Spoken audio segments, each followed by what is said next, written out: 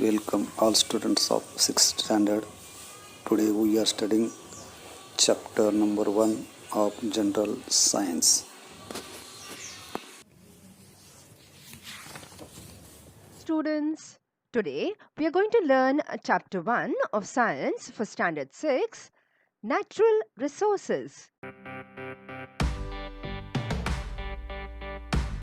Observe the picture alongside and answer the questions.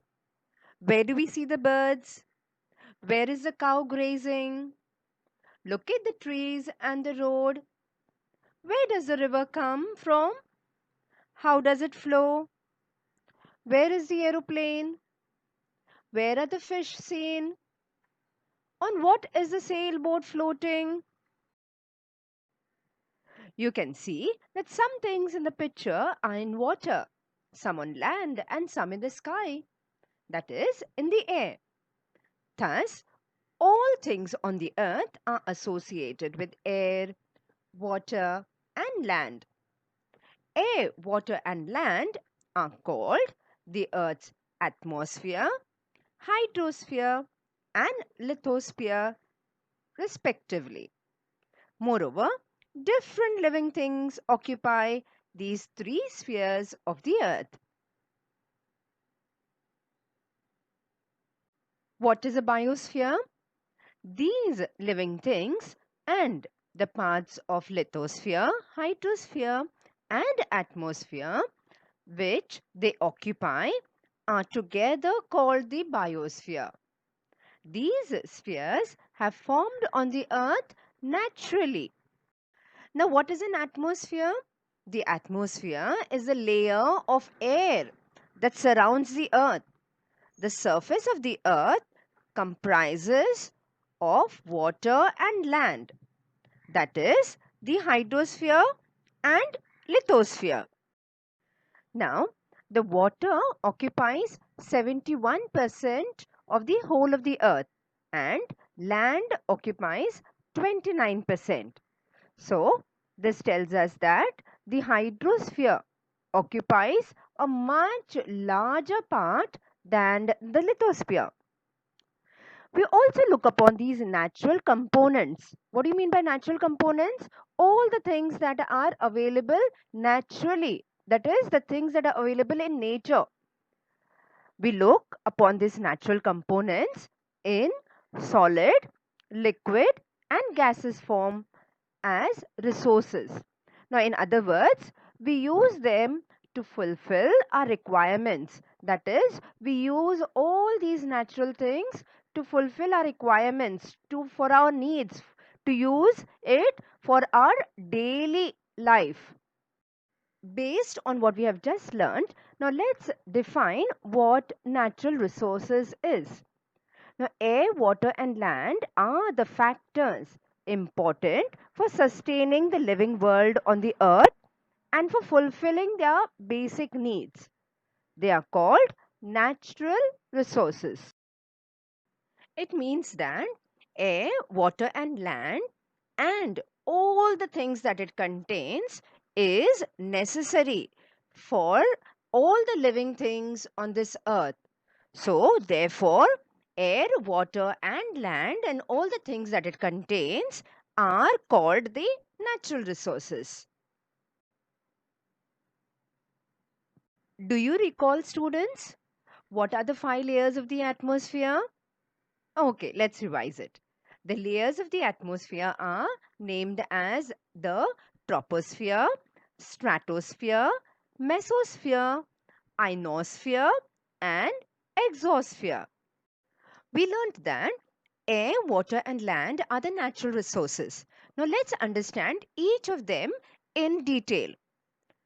The air in the atmosphere around the earth contains nitrogen, oxygen, carbon dioxide, 6 inert gases, nitrogen dioxide, sulfur dioxide, water vapor, and dust particles.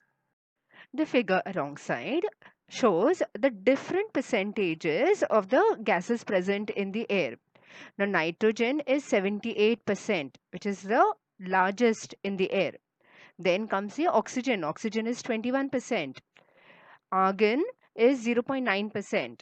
Carbon dioxide is 0.03%. And other gases, that is the other inert gases and water vapor and dust particles, comprise of 0.07% of all the gases in the air. You can see that air is a mixture of several gases and is the chief constituent of the Earth's atmosphere. Now, what do you mean by chief constituent? Chief constituent means the main constituent of the Earth's atmosphere. Besides these gases, air also contains water vapor and dust particles. We have learned the various layers of the atmosphere. Now, the amount of gases in the air is the greatest near the surface and it decreases. That is, the amount of gases in the atmosphere decreases as it goes higher and higher from the surface. That is, air becomes rare at higher altitudes. Rare at the higher altitudes means it becomes very less as it goes away from the surface of the earth. We just learned that air comprises of many of these gases. Now let's see why these gases are important or what are the uses of these gases in air. The first one is nitrogen. Now nitrogen helps living things to build the necessary proteins. It is useful in the production of ammonia and in airtight packaging of foodstuffs. Now, you have seen many of your packets which are airtight, like your chips packets and all that. Air cannot go in. So, how do they make it? They use nitrogen for this. Now, the second type of gas is the oxygen. Now, oxygen we all know is necessary for respiration in living things and for combustion. What do you mean by combustion? Combustion means burning of a substance. The third gas is carbon dioxide. Now, plants use it for producing their food and it is also used in fire extinguishers. We have seen the fire extinguishers that are placed in all of the major buildings, in schools, and in hospitals. So, carbon dioxide gas is used in these fire extinguishers. The fourth type of gas is argon. It is used in electric bulbs, the bulbs that we light in our homes, in public places. So, argon gas is used. Then we have the helium gas. Now, helium gas is used for obtaining low temperature and also for generating lifts in airships. Okay, airships are our aeroplanes. Now, next is our neon gas. Neon gas is used in decorative lights and the street lighting. You have seen that during Diwali, during festivals, we use all these decorative lights. So, in that, neon gas is present. Krypton gas is used in fluorescent lights. Those fluorescents are those bright, flashy lights that we use as decorations. So, krypton gas is used in that. And then we have the xenon gas. Xenon gas is used in the flash bulbs of our cameras. Some of the cameras, the high powered cameras, they use flashlights. So, in those flashlights, xenon gas is used. We just learned that air comprises of many gases and each of these gases have a fixed proportion. That is, the percentage that it is present in the air is fixed. Now, the living world on the earth is sustained. That is, it can live on this earth due to the balance between various gases and other constituents of the air. Now, all this balance between the various gases means there should be, all these gases should be in their fixed proportion. It should not be more than what is required or less than that is required. Otherwise, we will not be able to, all living things will not be able to live on this earth. Now, the atmosphere is very important filter. Like it filters, it doesn't allow certain things to enter the earth. It allows the light and heat of the sun to reach the earth, which is necessary for life. But it prevents the harmful elements from reaching the earth. It is in the atmosphere that fog, clouds, snow, and rain are produced. What is the similarity in the three pictures below? All the above pictures show large scale emission. What is the emission? Emission means giving out or producing of smoke through different agencies. Now, what are the different agencies that you see in the pictures? We see the chimneys of the factory, we see vehicles giving out smoke and other gases, and here we see the forest fires. So, even the forest fires, when it burns, it gives out harmful gases. Now, this smoke directly mixes with the atmosphere, disturbing the balance between the constituents of air. We have learned that the air comprises of various gases in their fixed constituents, that is, fixed percentage. So, when all these gases go into the air, all the balance of the gases is disturbed. Now, this is called air pollution. Harmful gases are given out through the combustion of fuels. What do you mean by combustion of fuels? That is burning of the fuel that is used in the vehicles, that is petrol, diesel, or natural gas. When it burns, it gives out harmful gases. And in big industries, and also through the incomplete combustion of fuels like wood and coal. As a result, air pollution is increasing day by day. Now, which are the gases that are produced due to the burning of these fuels? Is nitrogen dioxide, carbon dioxide, carbon monoxide, sulfur dioxide, and soot. Let's learn about the ozone layer that is present in our atmosphere. Now, there is a layer of ozone gas in the lower part of the stratosphere. Ozone gas is not directly useful for the survival of living things. That is, it is not directly used by us living organisms, all the living things in this on this earth. Yet it is very important for living things to have this layer of ozone at the high altitude around the earth. Now, why? Because the ultraviolet rays coming from the sun are very harmful for living things. Now, what this ozone layer does is this ozone gas absorbs, takes these rays into it, and as a result, life on earth is protected, and so we are safe from this, from the harmful rays of the sun. The ozone layer acts like a protective shell. That is, it protects our earth. It is like an umbrella protecting all the living things, all the organisms, all the whole of the earth. It is protecting us. Now, the ozone layer is destroyed if chemicals like carbon tetrachloride or chlorofluorocarbons used in air conditioners and refrigerators mix with the air.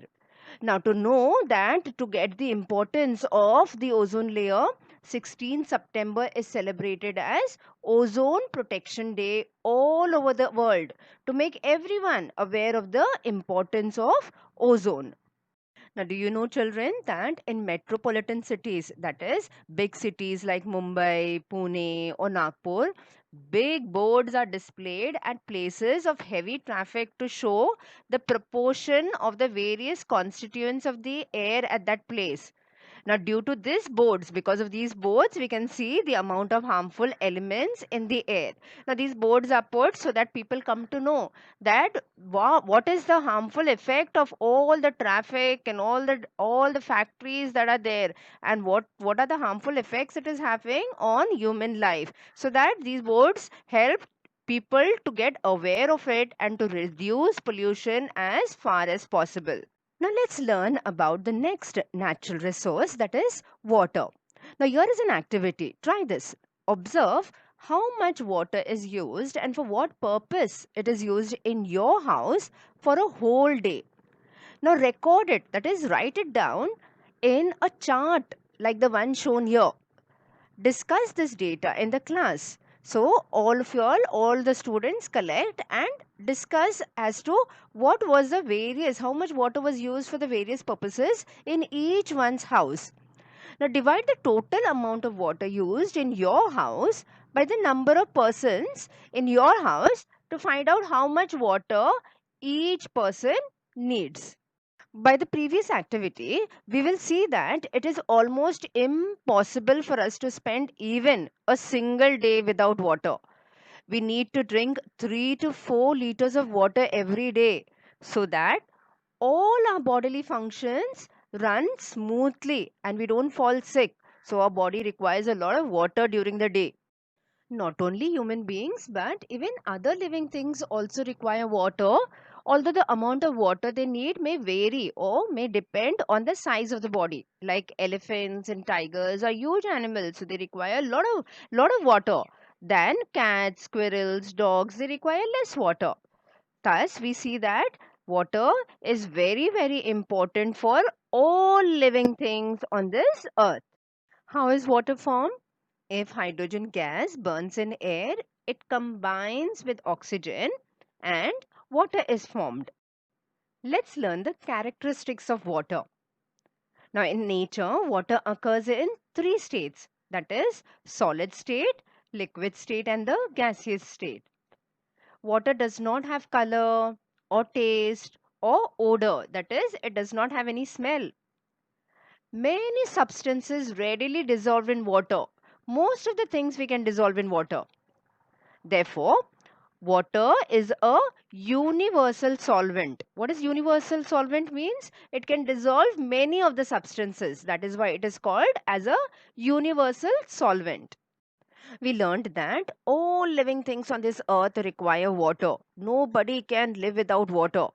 Now, the blood of animals, that is, not only all animals but even human beings, and the sap in plants contain a very high proportion of water. A lot of water is required by all living things. No living thing can survive without water. Therefore, it is said that water is life. We know that 71% of the earth is surrounded by water.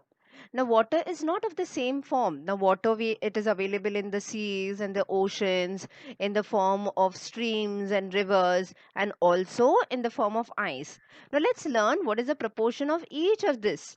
Now, seas and oceans comprise of 97% of the water on this earth, as well as groundwater, ice, and water in other forms is 2.7%.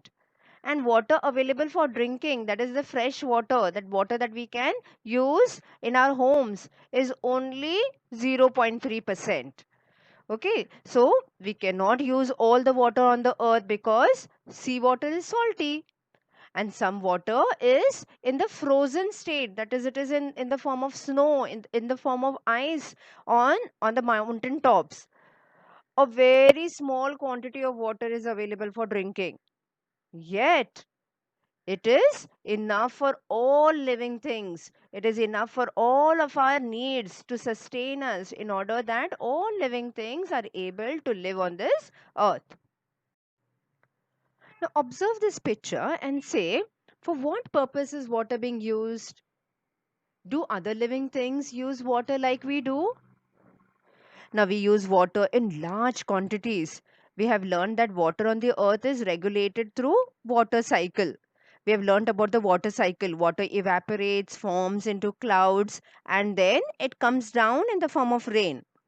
Now the water vapor formed from the ocean is the main source of water in the water cycle. It gets converted into rain, creating fresh water sources on this earth. What are the natural sources of water? We get water from natural sources such as streams and rivers, ponds, springs, and lakes. Man also digs wells and bore wells to lift the groundwater. Apart from this, man has also constructed bunds and dams of various sizes on the rivers. Let's learn about the scarcity of water. What do you mean by scarcity? The level of water is decreasing day by day. The amount of water that is available on this earth is reducing. Now, this is due to the uncontrolled use of water for an increasing population. Population is increasing, so more and more people means more and more people require more water. Then there is also increase in industries and in farming. It is now in short supply. So, water scarcity has become a very serious problem. So, we have to think about saving water, conserving water, so that this doesn't become a serious problem and we are able to save water. How do we conserve water, or how do we take care of water? Number one, we should use water sparingly. That is, we should not waste water. We should use water only how much, the amount of water that is necessary or required for us. We should not unnecessarily waste water.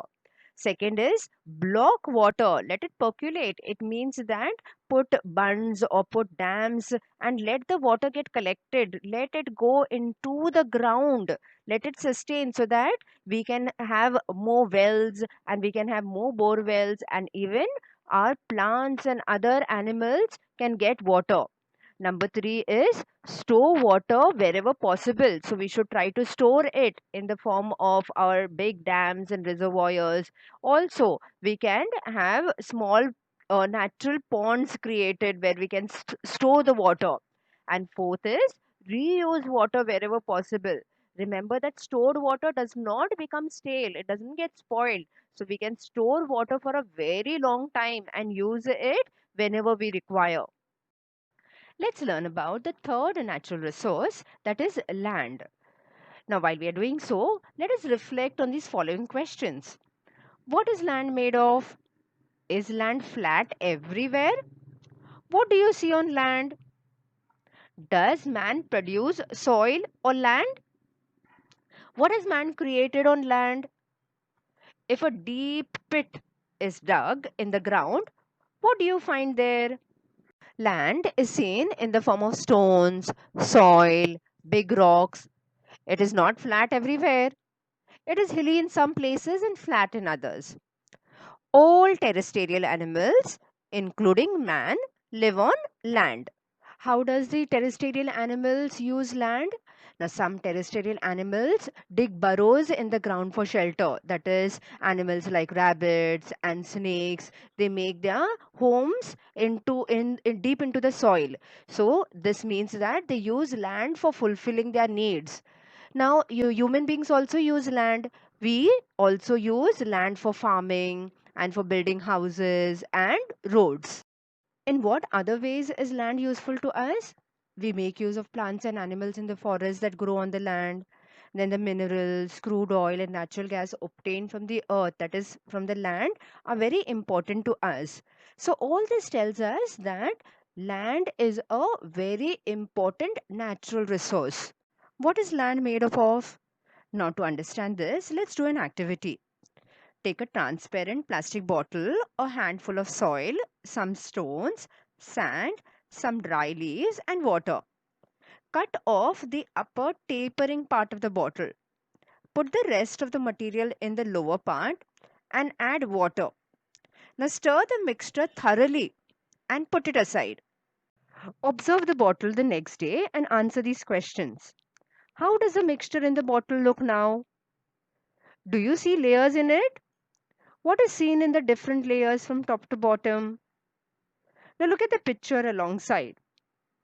Now if you notice carefully, layers of the various materials, the stones, the soil that we put, now there are layers formed. So our land on earth also looks like this.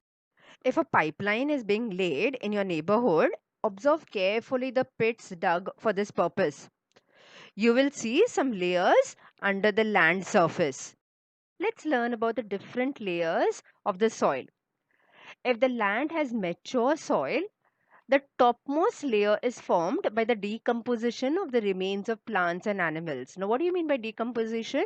When the plants, when the animals die, microorganisms eat into it. So, they turn into soil. So, this layer is called humus. It is usually found in dense forests, that is, thick forests.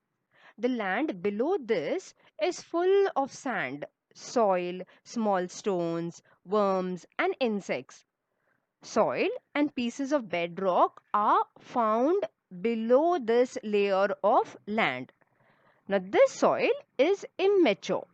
Further below this layer, the proportion of soil decreases and that of rock increases. That is, there is less of soil and more of rocks.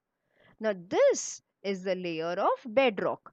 The main minerals in the soil are derived from these rocks. We get all our minerals, all the minerals from these rocks. This is the reason why soil in different regions is different. The color and the texture of the soil are both determined by the bedrock. So next time when you're moving to your villages or you're visiting some different places, observe the soil.